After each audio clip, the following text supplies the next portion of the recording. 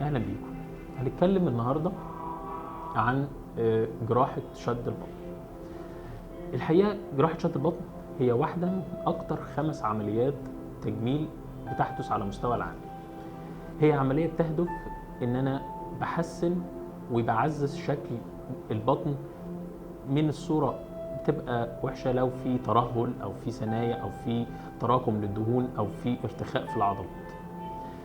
المريض اللي يصلح له شد البطن لازم يكون عنده 3 مشاكل او 2 من المشاكل دي. اول حاجه العضلات بيبقى فيها ارتخاء واضح او ممكن يكون مصاحبه فتاء.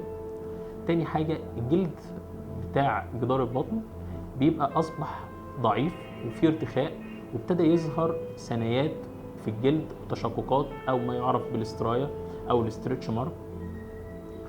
تالت حاجه ان الدهون ممكن تتراكم في جدار البطن ما بين العضلات وما بين الجلد، وده بيؤدي ان بيبقى فيه بروز للبطن، فده لازم يصاحبه عمليه شفط الدهون. حاليا بقى شفط الدهون وشد البطن مرتبطين جدا ببعض، يعني ما اصبحش في عمليه شد البطن بتحدث بدون ما يكون مصاحبها شفط لدهون البطن. فالمريض اللي يصلح له لازم بيكون فيه 2 أو 3 من اللي احنا قلنا عليه. طب شد البطن ممكن يبقى شد بطن كلي او شد بطن مصغر.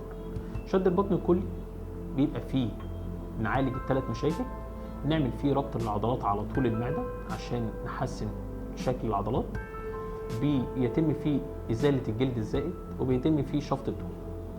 شد البطن المصغر هو عمليه اقل تعقيدا واكثر سهوله من شد البطن.